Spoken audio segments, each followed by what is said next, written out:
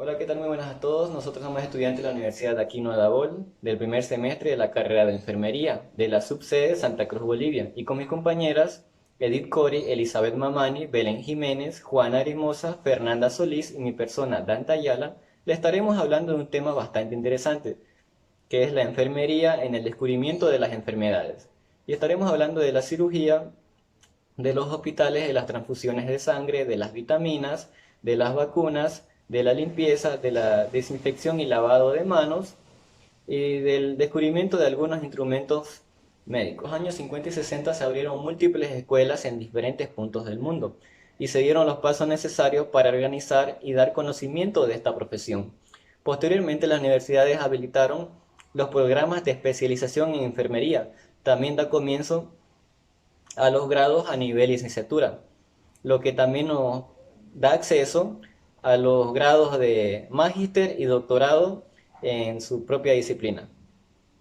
Y por último, podemos decir que para servir en esta sociedad de hoy y del futuro, en este mundo globalizado, es necesario planificar bien la formación de las enfermeras, ya que deben ser excelentes cuidadoras y tener una gran sensibilidad para tratar con las personas en estado de salud y enfermedad. Bueno, empezando con una breve introducción, en el siglo XX la Primera y Segunda Guerra Mundial provocaron unos numerosos cambios en las actividades y formación de las enfermeras. Las guerras despertaron conciencia y se dieron cuenta de la dependencia que tenían de estas enfermeras, ya que muchas vidas dependían de ellas. Y los cuidados de enfermería marcaron una gran diferencia en la recuperación de los soldados heridos y enfermos. Continuando con el tema, yo les voy a hablar sobre los grandes descubrimientos.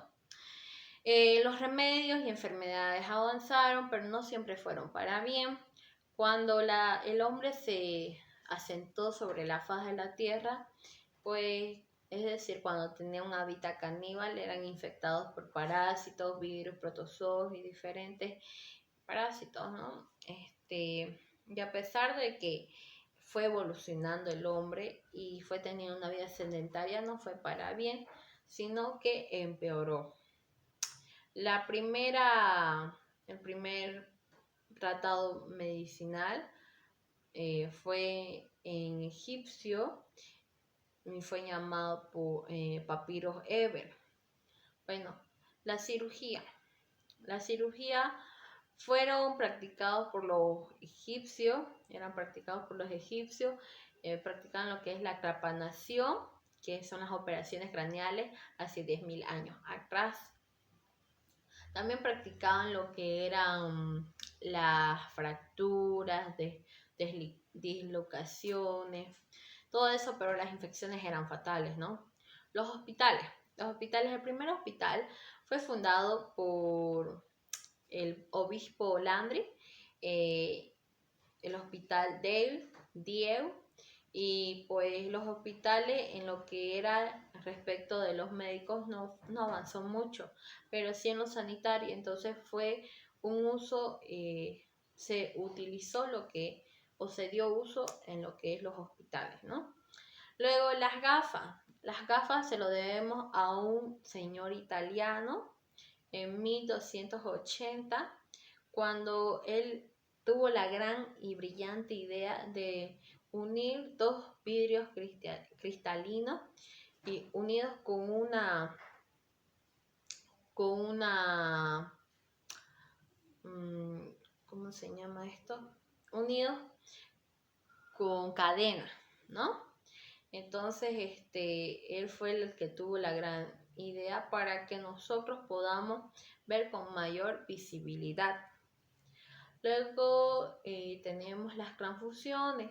La primera transfusión que se dio fue por el señor, se dio por Jean Denis, que él trasvasó de la sangre de un cordero a un adolescente de 15 años, quien anteriormente había practicado lo que es la sangría, ¿no?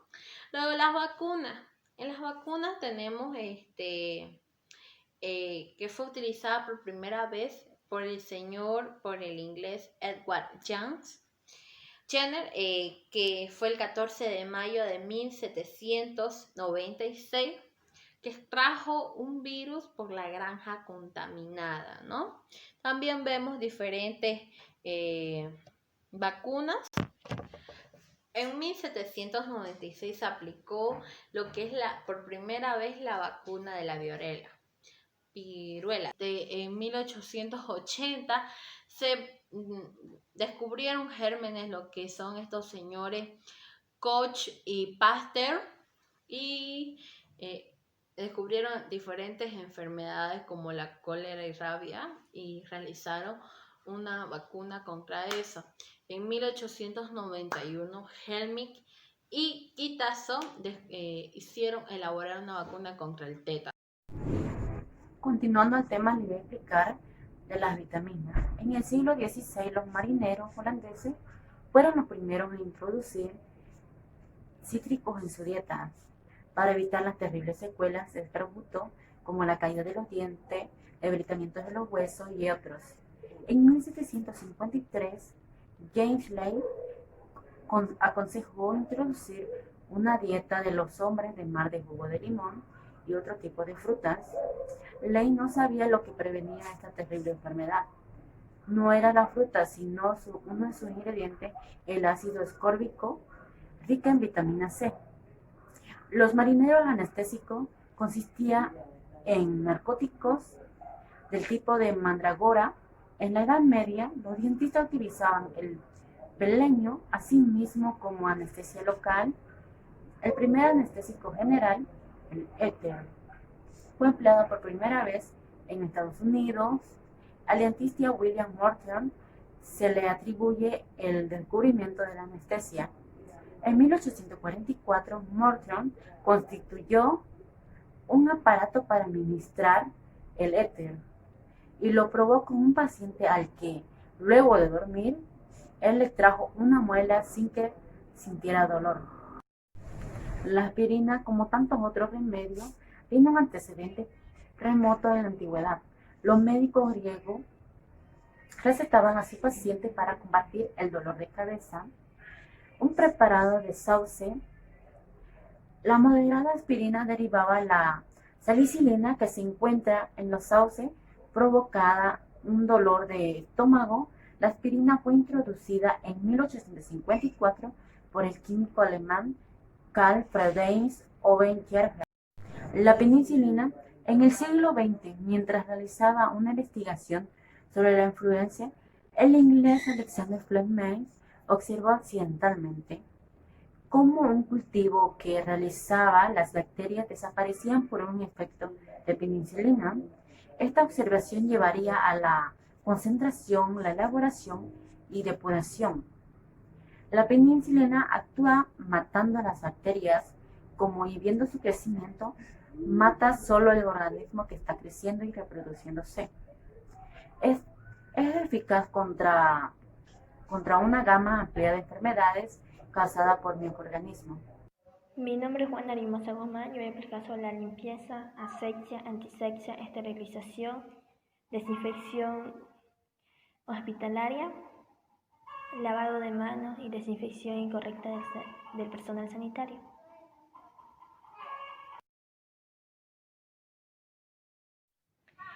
Asepsia es el microorganismo que combate a los gérmenes para que no infecte más nuestro sistema inmunitario.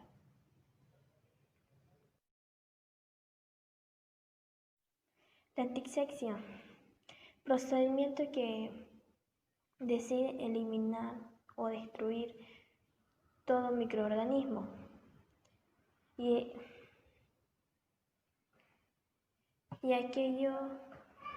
eliminar aquellos que no pueden ser esterilizados. La antisepsia. La limpieza. Cronológicamente, la limpieza es uno de los importantes pasos. Para las desinfecciones hay que tener buena limpieza. Si hace una mala o incorrecta o defectuosa, puede causar múltiples cambios para la desinfección y esterilización.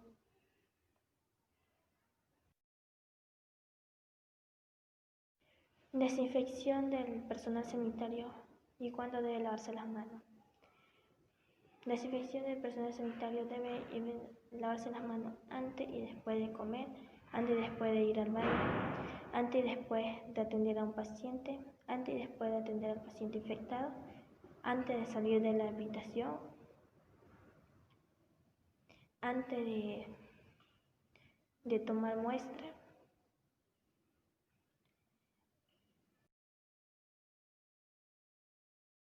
Continuando con el tema, tenemos el descubrimiento de algunos instrumentos médicos. En primero tenemos el microscopio. El microscopio sin duda es un elemento más importante en cualquier laboratorio, ya que nos permite ver células, microorganismos y bacterias, lo cual es imposible de observar a simple vista. En el año 1590, Zachariah Janssen, hijo de un fabricante de lentes, construyó el primer microscopio compuesto por dos lentes.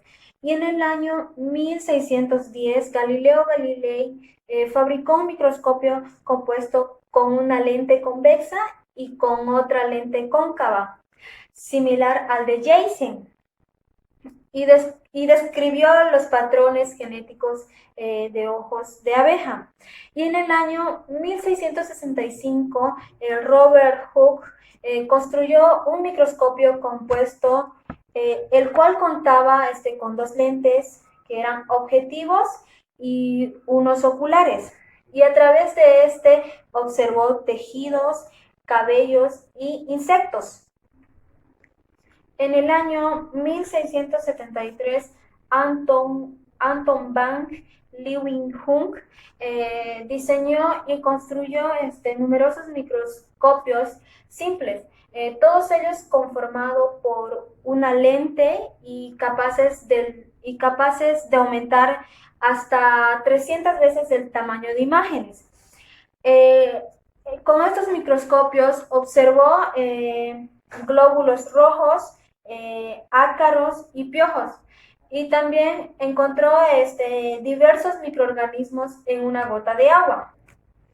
En el año 1839, Hildor Schwann, junto con Matías Jacob Schleiden, propusieron a la célula como una unidad anatómica y estructural de todos los seres vivos. Y en el año 1858, Rudolf Virchow rechazó la teoría de la creación espontánea luego de que observó que las células se dividían y formaban nuevas células. En el año 1925 y 1932, Ernest Ruska y Max Noll diseñaron el primer microscopio electrónico, a través del cual observaron estructuras celulares con muchos más detalles que el. En el año 1925 y 1932, Ernest Ruska y Max Noll diseñaron el primer microscopio electrónico, a través del cual observaron estructuras celulares con mucho más detalle que el microscopio óptico. Y a partir de entonces se han ido desarrollando microscopios cada vez más avanzados, como el microscopio electrónico de transmisión, que aumenta 1.000.000 de veces lo observado. Luego tenemos el estetoscopio. El médico francés René Lainy en el año 1816 inventó el primer estetoscopio utilizando un tubo de papel largo enrollado para canalizar el sonido del pecho de los pacientes a la oreja. Las propiedades acústicas del tubo mejoraron en gran medida la capacidad de Lainy al oír los signos vitales. Por ejemplo, tenemos los sonidos del corazón, los sonidos provenientes de los pulmones y los bronquios. Lainy acuñó el nombre de estetoscopio a partir de dos palabras griegas, estetos, que significa pecho, y scopein, que significa ver o observar. Luego tenemos el endoscopio. Fue inventado por el médico polaco Józef Bock en el año 1881. Pero el moderno endoscopio es una invención del indio Narinder Shi Kapani, ya que su aparato fue diseñado en el año 1955 y dispone de fibras ópticas, lo que le permite llegar más lejos dentro del cuerpo humano con menos molestia. Luego tenemos el rayo X. El 8 de noviembre del año 1885, el físico alemán Wilhelm Conrad descubre una nueva forma de radiación penetrante. A pesar de sus esfuerzos, no llega a comprender las características de esta misteriosa radiación. Por ello, la denomina con el nombre del genérico rayo X. Símbolo matemático de una variable desconocida. Röntgen comprobó que la misteriosa luz atravesaba un papel negro e incluso vidrios espesos y sustancias opacas. La primera radiografía tomada por Röntgen muestra la mano de su esposa Berta, en la que los rayos X atravesaron su carne, pero los huesos ni el anillo que llevaba puesto. Su descubrimiento permitía ver directamente el estado de los distintos órganos internos. Luego tenemos la tomografía computarizada. Consta de un aparato de rayos X, ya que la información que emite el aparato es procesada por una computadora, la cual proyecta en una pantalla la imagen tridimensional de la zona del cuerpo explorado. La tomografía computarizada fue presentada en el mundo en el año 1971. Entre ellos tenemos dos tipos de voy a cortarle esa parte. Entre ellos tenemos dos tipos de tomografía computarizada, que es la resonancia magnética. La resonancia magnética es la más avanzada de la tecnología, precisa de múltiples enfermedades que permiten destacar alteraciones en los órganos y del cuerpo humano. El funcionamiento. La resonancia magnética se obtiene al someter al paciente a un campo electromagnético con un imán de 1.5 de Tesla, ya que equivale a 15.000 veces el campo magnético de nuestro planeta. Los hombres que liberaron a lo largo del siglo la más ardua batalla.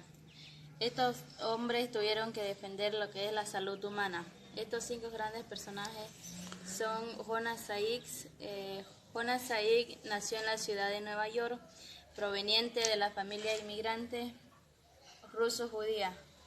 Fue un investigador, médico y virólogo estadounidense. Muchos creían que él era un doctor muy frío y distante, que estaba alejado de los problemas de la gente. Trabajaba para atender la enfermedad, no para tratarla día a día, como el aporte a la vacuna con la poliomielitis. El 12 de abril de 1955 fue presentada esta vacuna. Jonas Sykes desde entonces se convirtió en un héroe de la humanidad. Otro personaje era Luis Agote. Luis Agote fue un médico investigador argentino. Fue el primer investigador que realizó las transfusiones de sangre indirecta, sin que la sangre coagulara en el recipiente que la contenía. Fue elegido diputado-senador en la provincia de Buenos Aires, designado comisionado municipal del Partido General San Martín en 1912.